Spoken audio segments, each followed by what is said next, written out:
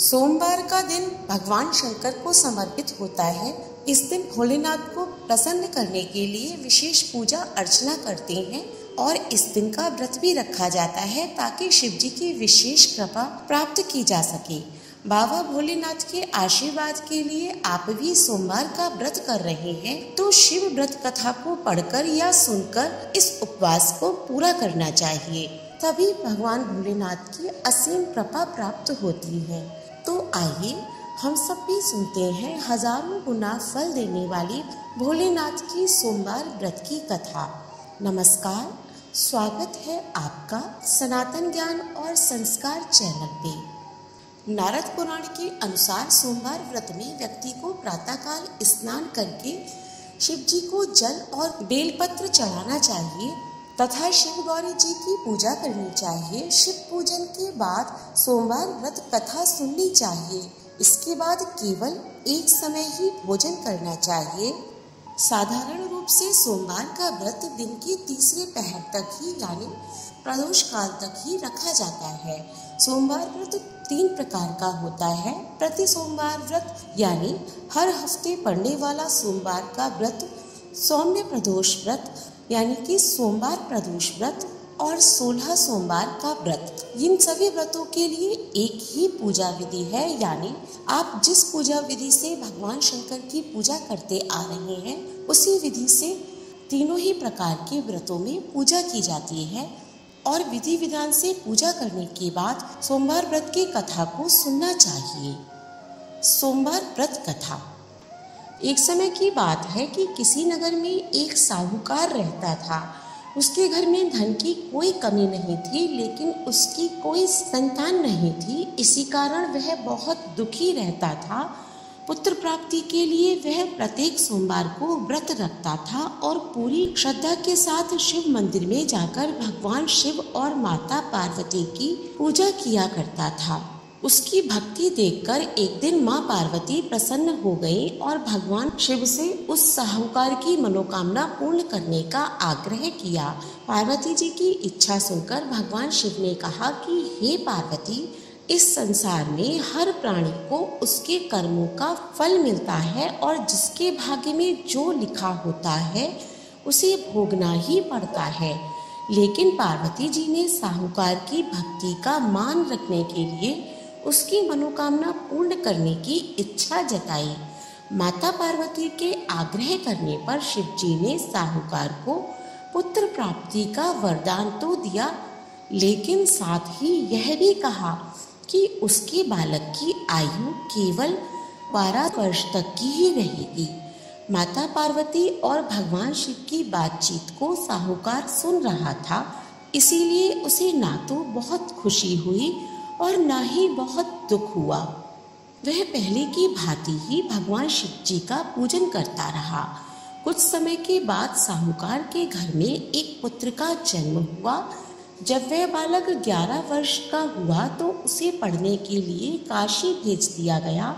साहूकार के पुत्र के मामा को बुलाकर उसे बहुत सा धन दिया और कहा कि तुम इस बालक को काशी विद्या प्राप्ति के लिए ले जाओ और मार्ग में यज्ञ कराना। जहाँ भी यज्ञ कराओ वहाँ ब्राह्मणों को भोजन कराते और दक्षिणा देते हुए जाना। दोनों मामा भांजे इसी तरह यज्ञ कराते और ब्राह्मणों को दान दक्षिणा देते काशी की ओर चल पड़े। रात में एक नगर पड़ा जहाँ नगर के राजा की कन्या का विवाह था, लेकिन जिस राजकुमार से उसका विवाह होने वाला था वह एक आंख से काना था। राजकुमार के पिता ने अपने पुत्र के काना होने की खबर सबसे छुपा रखी थी। साहूकार के पुत्र को देखकर उनके मन में एक विचार आया। उन्होंने सोचा क्यों ना इस लड़के को दूल्हा बनाकर राजकुमारी से विवाह करा दूं और विवाह के बाद इनको धन देकर विदा कर दूंगा और राजकुमारी को अपने नगर ले जाऊंगा। लड़के को दूल्हे के वस्त्र पहनाकर राजकुमारी से विवाह करा दिया गया, लेकिन साहूकार का पुत्र ईमानदार था। उसे यह बात न्याय संगत नहीं लगी। उसने अवसर पाकर राजकुमारी के चुंदरी के पल्ले पर लिखा कि तुम्हारा विवाह मेरे साथ हुआ है, लेकिन जिस राजकुमार के साथ तुम्हें भेजा जाएगा वह एक आंख से काना है। मैं तो काशी पढ़ने जा रहा हूँ। जब राजकुमारी ने चुंदरी पर ऐसा लिखा पाया तो उसने अपने माता पिता को यह बात बताई। राजा ने अपनी पुत्री को विदा नहीं किया, जिससे बारात वापस चली गई। दूसरी ओर साहूकार का लड़का और उसका मामा काशी पहुँचे और वहां जाकर उन्होंने यज्ञ किया। जिस दिन लड़के की आयु 12 साल की हुई उसी दिन यज्ञ रखा गया। लड़के ने अपने मामा से कहा कि मेरी तबीयत कुछ ठीक नहीं है। मामा ने कहा कि तुम अंदर जाओ और सो जाओ। शिवजी के वरदानुसार कुछ ही देर में उस बालक के प्राण निकल गए। मृत भांजे को देखकर उसके मामा ने विलाप करना शुरू कर दिया। संयोगवश उसी समय शिवजी और माता पार्वती उधर से जा रहे थे। पार्वती जी ने भगवान शिव से कहा कि स्वामी, मुझे इसके रोने के स्वर सहन नहीं हो रहा, आप इस व्यक्ति के कष्ट को अवश्य दूर करें। जब शिवजी मृत बालक के समीप गए तो वह बोले कि यह उसी साहूकार का पुत्र है जिसे मैंने 12 वर्ष की आयु का वरदान दिया था। अब इसकी आयु पूरी हो चुकी है। लेकिन मातृ भाव से विभोर माता पार्वती ने कहा कि हे महादेव, आप इस बालक को और आयु देने की कृपा करें, अन्यथा इसके वियोग में इसके माता पिता भी तड़प तड़प कर मर जाएंगे। माता पार्वती के आग्रह करने पर भगवान शिव ने उस लड़के को जीवित होने का वरदान दिया। शिव जी की कृपा से वह लड़का जीवित हो गया। शिक्षा समाप्त करके लड़का मामा के साथ अपने नगर की ओर चल दिया। दोनों चलते हुए उसी नगर में पहुँचे जहाँ उसका विवाह हुआ था। उस नगर में भी उन्होंने यज्ञ का आयोजन किया। उस लड़के के ससुर ने अपने दामाद को पहचान लिया और महल में ले जाकर उसकी खातिरदारी की और अपनी पुत्री को विदा किया। इधर साहूकार और उसकी पत्नी भूखे प्यासे रहकर बेटे की प्रतीक्षा कर रहे थे। उन्होंने प्रण कर रखा था कि यदि उन्हें अपने बेटे की मृत्यु का समाचार मिला तो वह भी प्राण त्याग देंगे, परंतु अपने बेटे के जीवित होने का समाचार पाकर वह बेहद प्रसन्न हुए।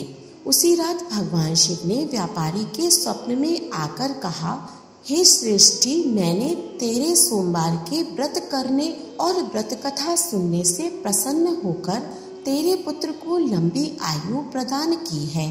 इसी प्रकार जो कोई भी सोमवार का व्रत करता है एवं कथा सुनता या पढ़ता है, उसके सभी दुख दूर होते हैं और समस्त मनोकामनाएं पूर्ण हो जाती हैं। बोलिए शंकर भगवान की जय, माता पार्वती की जय। सोमवार के दिन हर व्रत रखने वाले व्यक्ति को इस कथा का श्रवण अवश्य करना चाहिए। इससे भोलेनाथ की असीम कृपा प्राप्त होती है। वीडियो अच्छी लगी हो तो इसे लाइक करें और ऐसी ही धार्मिक वीडियोस देखने के लिए हमारे चैनल को सब्सक्राइब करें। धन्यवाद।